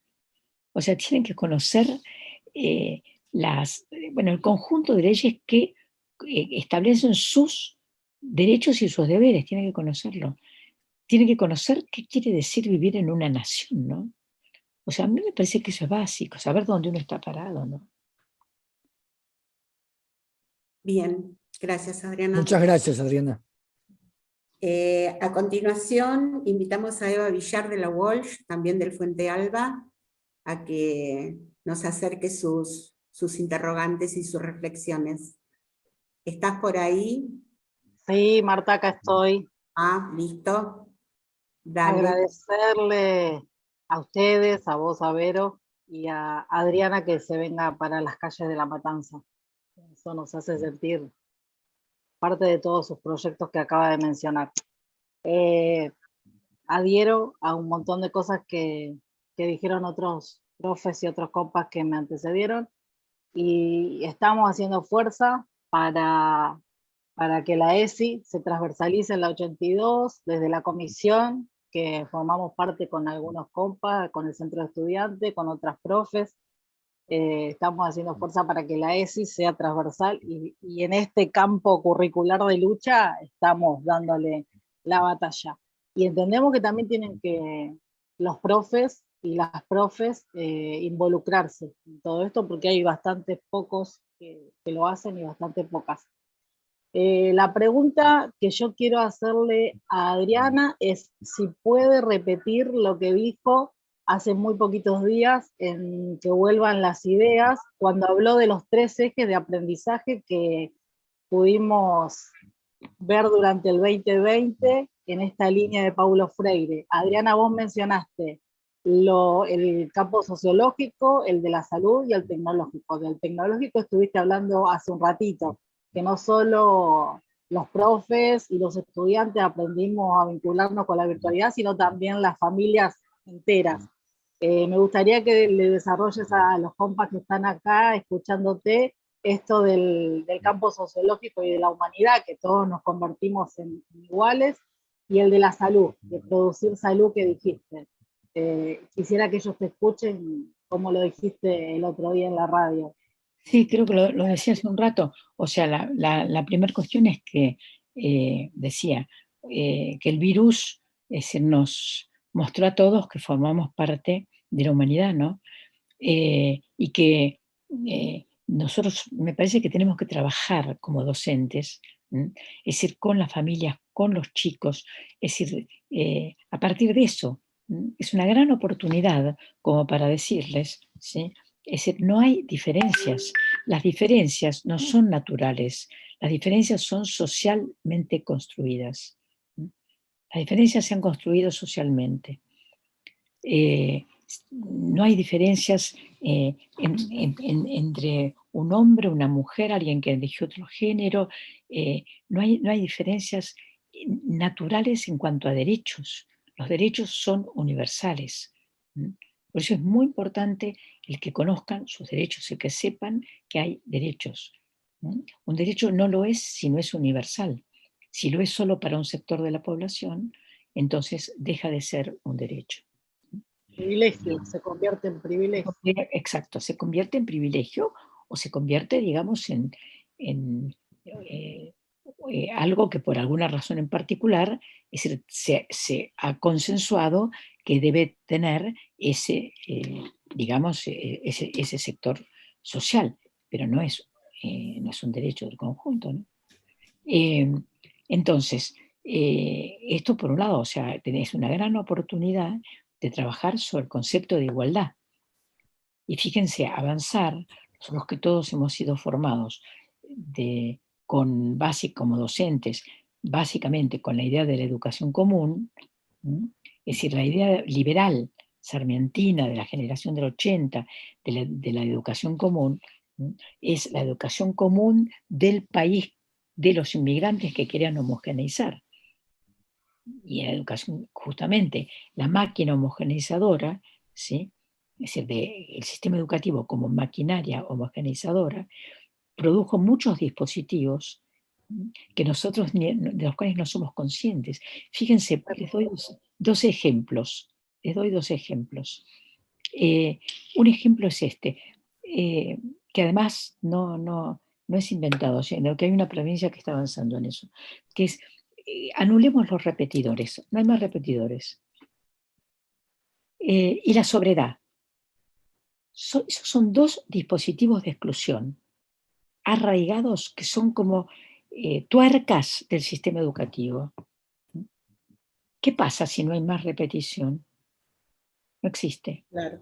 Sino claro. que hay ya a cada uno de ustedes se le debe haber ocurrido 10 cosas respecto a los problemas que causa, lo que se podría hacer, la integración del chico que tienen, vamos a la sobriedad, ¿no? Es decir, el otro día vi la película Joel. Véanla, estaba en YouTube, después creo que la bajaron, pero por ahí anda. Que es muy interesante, porque justamente está el tema de la discriminación y de la sobriedad, ¿no?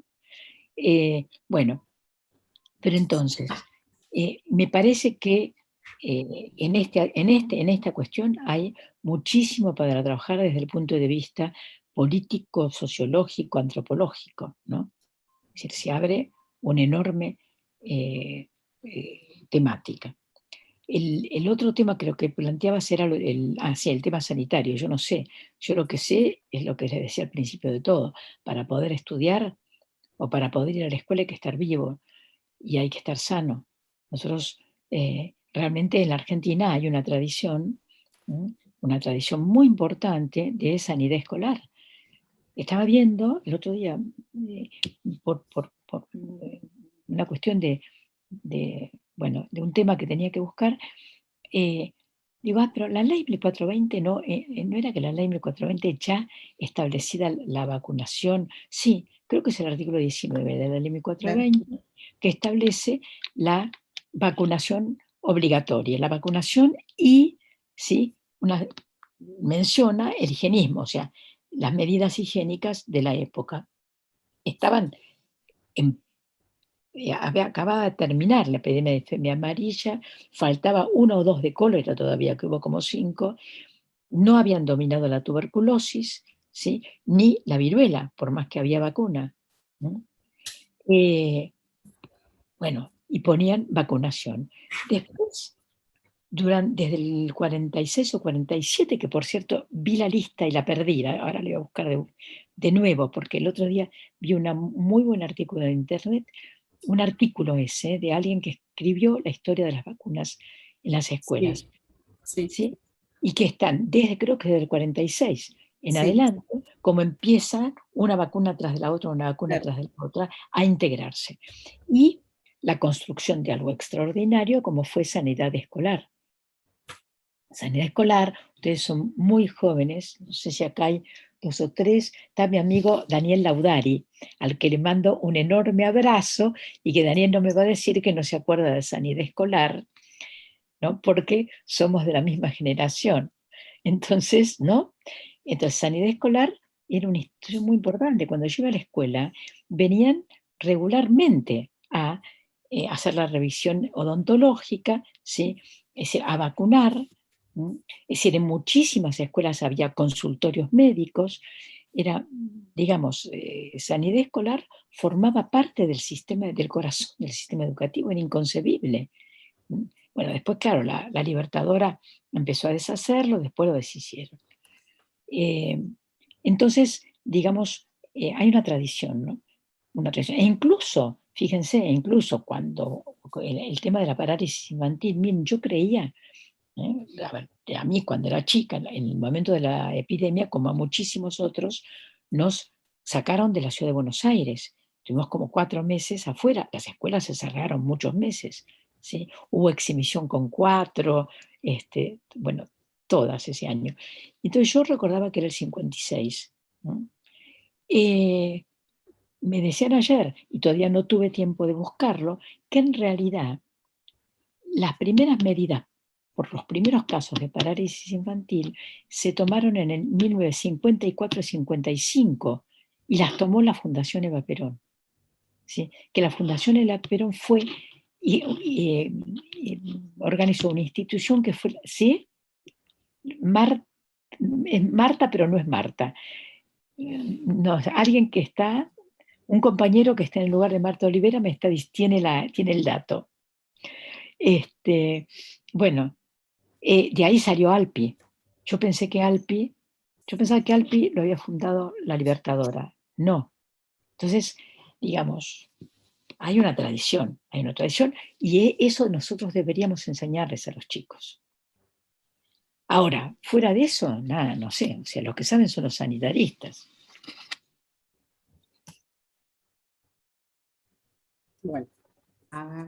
Bueno, a continuación entonces le damos la palabra a Gabriela Led de Frente de Unidad Docente para que aporte sus reflexiones. Te escuchamos, Gabriela. Hola, ¿qué tal a todos? Bueno, ¿qué tal Adriana? Yo soy Gabriela Ale del Frente de Unidad Docente. Bueno, venía escuchando, obviamente como todos, con mucho interés y aprecio tus palabras, y nosotros veníamos pensando, bueno, la educación en su conjunto, ¿no es cierto? Esto de ver la educación en los inicios de nuestra patria, como fue desde los tiempos independentistas, donde la educación era para unos pocos, hoy ampliada, ¿sí? Mucho tiempo después se amplió y se dio la obligatoriedad y se dio una educación laica. También en el avance de la educación vemos cómo se le dio lugar a la mujer para educarse, cosa que no era posible por aquellos tiempos. Seguimos en educación con tires y aflojes, obviamente con muchos avances, sí, con muchos avances, y llegamos a una nueva ley donde ahí consideramos a un estudiante, un niño y una niña como sujetos de derecho, algo importantísimo en la educación, cosa que en los tiempos remotos eso no existía. Existía hasta el castigo físico, que después de muchos años, cantidad, decenas de años, recién se consideró que no se tenía que pegar a los alumnos, algo realmente que hoy en día no se puede entender. En sus tiempos también se consideró al trabajador docente, ¿no es cierto?, que tampoco era considerado, ni siquiera en la formación. Hoy hablamos de profesorados y en esos tiempos ni siquiera estaban formados, de a poco se fueron formando, muchas mujeres participaron de ello, obviamente. Hoy nos preguntamos, tenemos una ley que considera al estudiante como sujeto de derecho, tenemos leyes de educación, tenemos leyes que también tienen que ver con esta protección de las mujeres, tenemos cantidad de leyes. Acotado y al pie, como decimos. Digo, ¿cuál es el nuevo paradigma con este nuevo sujeto de educación que tenemos, ¿sí?, post pandemia? Porque obviamente vemos que todo este año arrasó con todo y tenemos otro docente en el frente, virtual o no, ¿sí?, con esta pequeña presencialidad, y tenemos otro estudiante, porque aparte pensemos que el estudiante, si está conectado, si logra conectarse, está con la familia, ¿sí? No tenemos un estudiante solo enfrente, tenemos un nuevo sujeto de educación. Entonces, ¿cuál sería, te vengo escuchando bien, que vos hablaste en realidad de todo esto, cuál sería el nuevo paradigma a tener en cuenta o a cambiar en estos tiempos post pandemia en la educación? ¿Sí?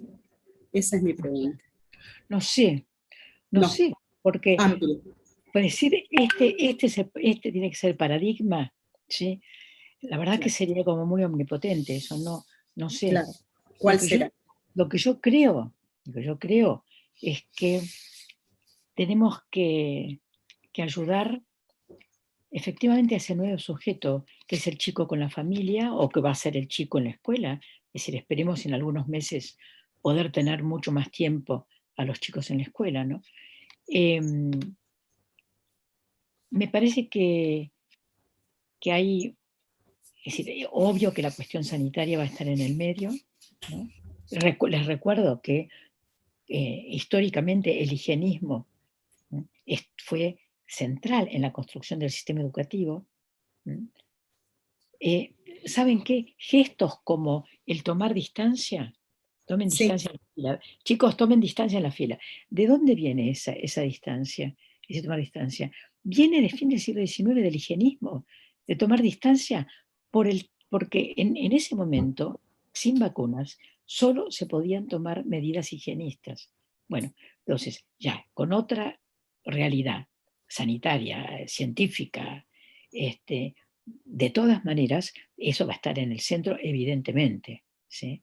Y nos va a impactar, por lo menos en el próximo año, el otro, y con consecuencias futuras, en el tipo de agrupamiento. ¿Cómo agrupamos los chicos? ¿Sí? ¿Cómo hacemos? Yo supongo que eso es algo que ustedes se están planteando todo el tiempo. Si tengo 40, pero no puedo tener más que 15 juntos, ¿cómo hago? ¿Cómo elijo los 15? ¿Cómo elijo los 15 sin discriminación? Porque en toda escuela hay un turno preferido siempre. Siempre hay un salón mejor que otro. ¿Cómo hago? Digamos, ahí no voy a desplegar ahora el conjunto de problemas que se presentan, ustedes los conocen. Creo que sistematizarlos está bien. Hay que sistematizar cuáles son los problemas que se presentan. Esto es una cosa. La otra cosa es cómo hacemos para trabajar en ambientes inadecuados, porque durante años y años todos sabemos que se techaron los patios de las escuelas, es decir, que no hubo acuerdos con los clubs, con las sociedades, con las instituciones barriales, con los municipios, como para que la escuela se extienda, ¿sí?, que abra las puertas y que se extienda la escuela. Es decir, extendiendo además las actividades. Porque si yo extiendo la escuela y consigo que el club del barrio me dé un espacio. Me acuerdo que cuando estábamos en la Dirección General de Escuelas, los clubs no querían asociarse con las escuelas por el tema de la responsabilidad civil. Y en ese momento se sacó una resolución, que supongo que está vigente, por la cual el gobierno se hacía cargo de la responsabilidad civil. Y ahí los clubs empezaron a, no sé si ahora está, no está, es posible, no es posible, pero digamos, buscar caminos de abrir las escuelas. Porque esos espacios, ¿sí?, que son los espacios entre el territorio, la comunidad y la escuela, son además los espacios para los pibes que no van a volver al aula ahora. Y que a lo mejor sí van a ir a la biblioteca del barrio, a la cual logramos que le pongan 3 computadoras, ¿sí?, y hablamos con la bibliotecaria o el bibliotecario y nos hicimos amigos y logramos que dejen a los pibes que van, que los dejen agarrar los materiales, etcétera, ¿no? Bueno, y ahí van a ir los chicos, como que van a ir a la cancha. Es decir, y esto es un paso importantísimo. Después van a la esquina, se juntan con los amigos, toman cerveza, lo que sea. Pero, digamos, el proporcionarles un espacio que es un poco más institucional es muy importante en la formación, en su formación como ciudadanos.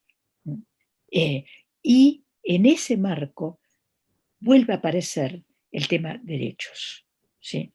Efectivamente, el tema de derechos que Gabriela mencionaba, ¿no? O sea, efectivamente, el niño, la niña, el niño, los jóvenes, los adultos, adultas como digamos, sujetos de derecho, ¿no? Entonces, digamos, el derecho a la educación no es solamente que lleguen a estar adentro del aula, sino que tenemos que extenderlo. Tenemos que extenderlo. Hay que extender. Miren, Olga Cossettini decía una escuela de puertas abiertas. Me habrán escuchado decirlo 20 veces, pero lo voy a decir 30, porque esa es la idea, ¿no? Esa es la idea. Abrir ventanas, ¿sí?, de todo tipo. Para empezar ventanas, porque nuestras escuelas fueran concebidas, fíjense, como lugares cerrados, ¿sí? Es decir, las escuelas centenarias no son escuelas abiertas, son escuelas muy hermosas, pero son escuelas cerradas, son escuelas a donde se pretendía que estuvieran los hijos de argentinos, los hijos de inmigrantes, ¿sí?, aprendiendo una lengua, durante muchísimos periodos una religión, pero sobre todo homogeneizando, formar ciudadanos, ya sabemos, no voy a repetir lo que ustedes saben perfectamente, pero arquitectónicamente, ambientalmente eran cerradas. La provincia de Buenos Aires, las nuevas escuelas son mucho más abiertas, pero además hay 4 o 5 que son escuelas ambientalistas. Yo hace mucho que no las veo, pero me dijeron que están muy bien, que fueron pensadas por arquitectos ambientalistas. Son desde 2009, por ahí. Entonces, a ver, el primer compañero que habló, que creo que fue Diego, habló de la huerta. Entonces, a ver, la huerta, o sea, volver a la huerta, en el pedacito de tierra, en la maceta. Digamos, la huerta escolar tiene, a ver, muchísimas posibilidades. Yo vivo en una casa antigua que tiene 100 años, está arreglada. No está igual que hace 100 años, está arreglada. Y tengo alero y patio, ¿no? El alero es el mismo de cuando construyeron la casa. O sea, tengo un pedacito que en estos meses se transformó en jardín. Y estoy descubriendo muchísimas cosas, por ejemplo, en la vida de las abejas, porque una enredadera de una flor que no sé cómo se llama, porque nunca había florecido, son unas flores color rosa maravillosas y hay cientos en una enredadera, que hizo así, cayó ¿no? Hizo como un túnel. Y hay cientos de abejas. Yo estoy aprendiendo, ¿sí?, maravillada, la vida de las abejas. Y una cosa que ayer no podía creer es cómo conviven con las mariposas. Entonces pensé, claro, esto es, ¿por qué pasó esto? Y tengo dos, en el mismo lugar, que es un lugar chiquito, tengo dos Santa Ritas que apenas si florecían este año están. Entonces, ¿qué es lo que aprendí con esto? Aprendí que el smog, me sale smog, que el smog, ¿sí?, que digamos la infección que hay en el medio ambiente es lo que impide una serie de cuestiones importantísimas vinculadas con la naturaleza, y que la pandemia, que ha bajado la actividad de la ciudad, ¿sí?, de la ciudad de Buenos Aires, es decir, no, está permitiendo que haya vida, ¿sí? Entonces crecen las plantas, hay cantidades de pájaros que no había, ¿sí? Es decir, entonces, y esto en un espacio así chiquito. De manera que, digamos, yo creo que hay mucho, mucho para avanzar. Vinculemos a los chicos con la naturaleza, con la vida, con el futuro. Digámosles que nosotros creemos en el futuro, sino cómo vamos a ser educadores. Bueno. Gracias. Gracias. Un dato, Adriana, la flor que vos haces referencia, según uno de los participantes, se llama Bignonia jasminoide. Aparentemente. ¿Cómo se llama? La anoto. Bignonia, con B larga, Bignonia, sí, jasminoide. Ya. Así lo pasaron en un chat hace un ratito. Bueno. Voy a tratar de subir una foto a la página, al blog. Perfecto. Bueno, esto da para todo, evidentemente te encuentras dando para todo. No vamos a entrar en intimidades. Acá en mi barrio, yo soy de Aldo Bonzi, de acá de Matanza. Sí. Los pájaros que están apareciendo es maravilloso. El canto de los pájaros que antes no se escuchaban, y si tenés razón, la naturaleza está volviendo y eso es maravilloso. Eso también hay que potenciarlo realmente, el cuidado de la naturaleza, que es el hogar de todos del planeta, ¿no?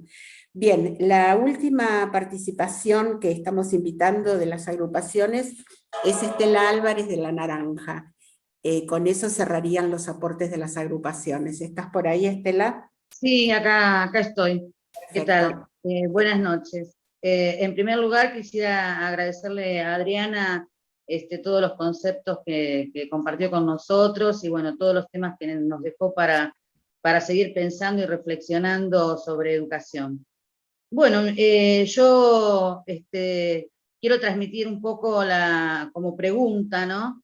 La inquietud de todos los docentes en este momento, cómo ve ella que se puede continuar en esta pandemia, en esta etapa complicada que nos queda, que es el invierno, ¿no? Justamente.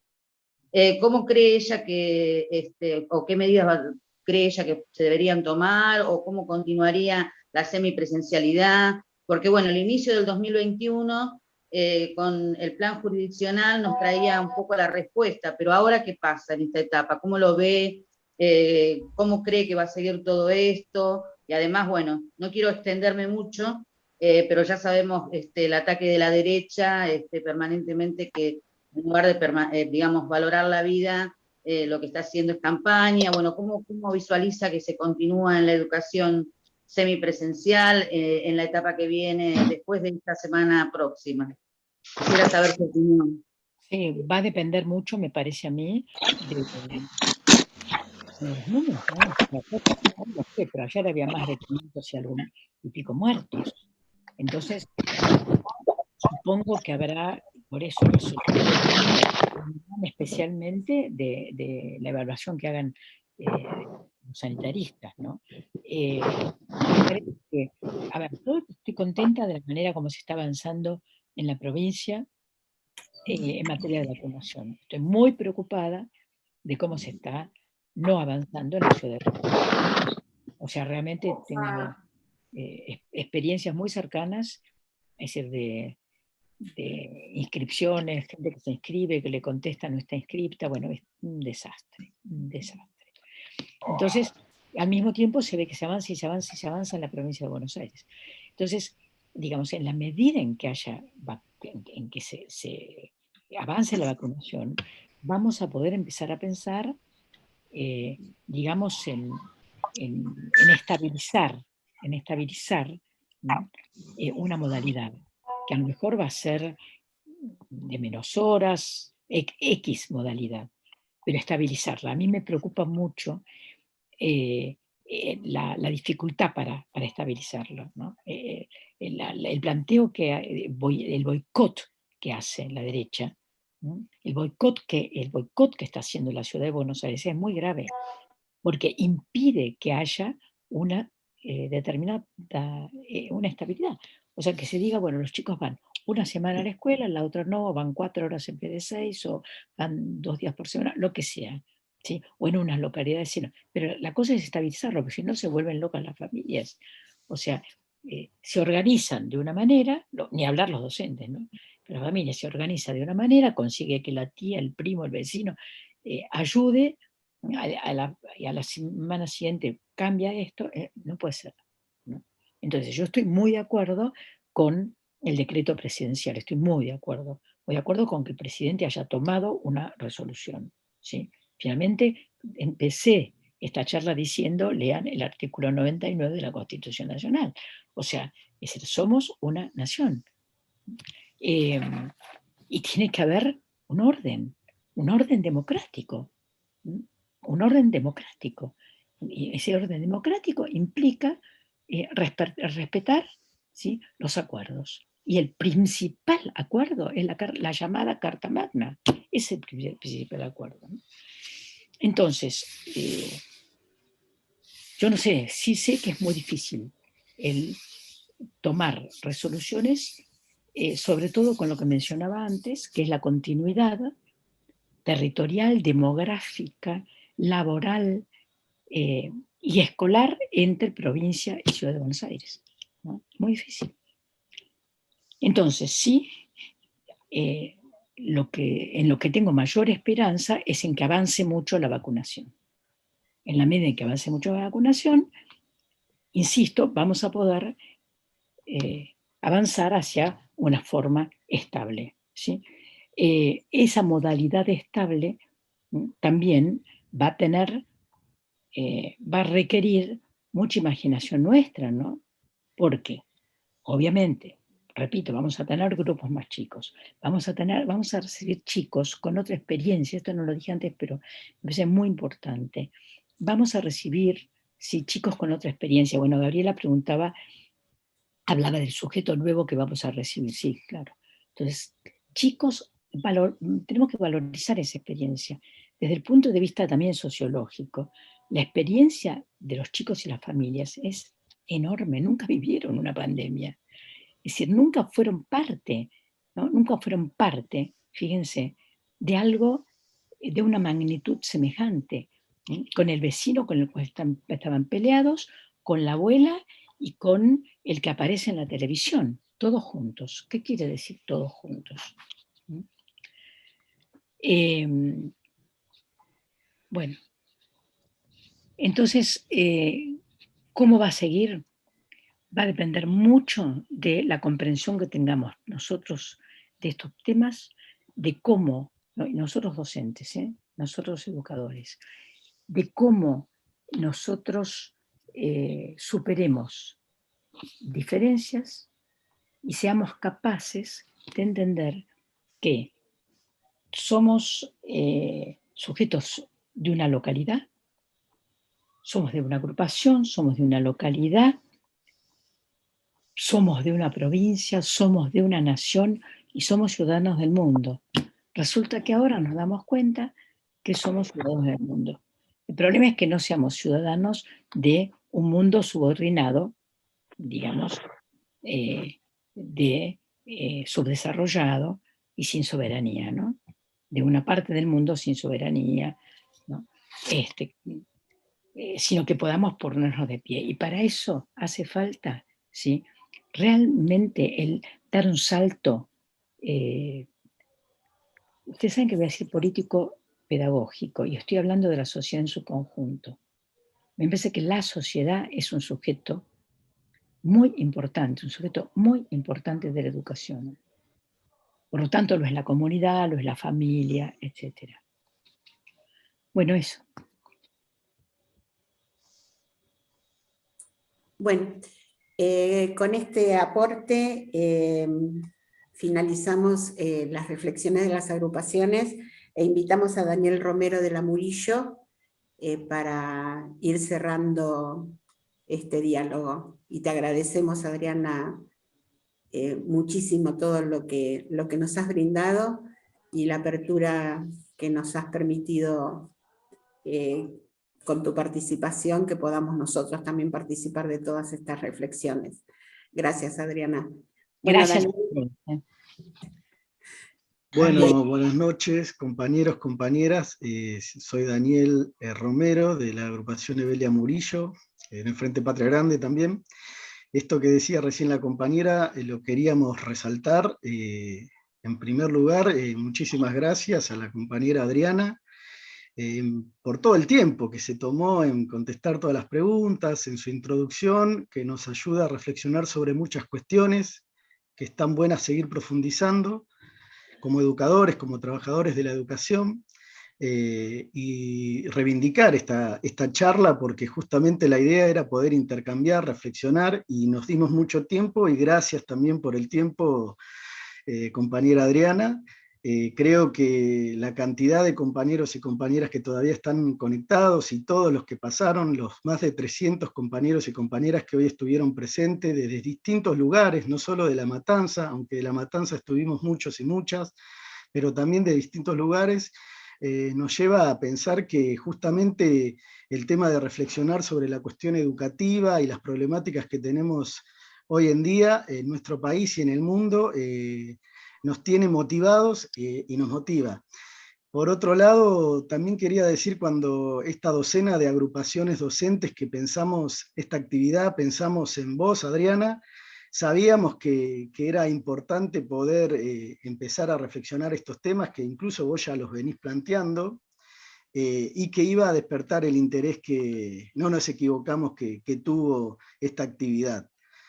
Por otro lado, también quería agradecer a algunas agrupaciones, compañeras, que no estuvieron quizás en el armado, como se dice, de la actividad, pero sí participaron y están participando de esta actividad, y lo valoramos por esto que también vos, Adriana, en un momento dijiste, que la unidad fortalece y nos va a fortalecer para poder llevar a cabo estas luchas que tenemos por delante, ¿no? Y esto creo que todas las agrupaciones docentes que estamos, digamos, identificadas dentro del Frente de Todo, tenemos que tener en cuenta. La unidad es lo que nos va a fortalecer para poder seguir luchando y ganar en esto que es una batalla fundamental, y vos lo pusiste con algo que me parece que hay que resaltarlo: luchar por la soberanía educativa.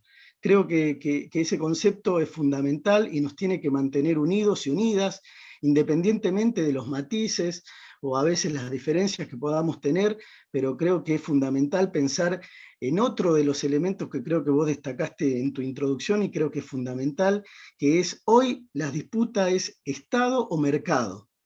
Y eso no solo se ve en Argentina, sino se ve en el mundo, y creo que justamente a esa disputa política de Estado o mercado, nosotros tenemos que justamente defender la soberanía educativa, y esto se hace en unidad.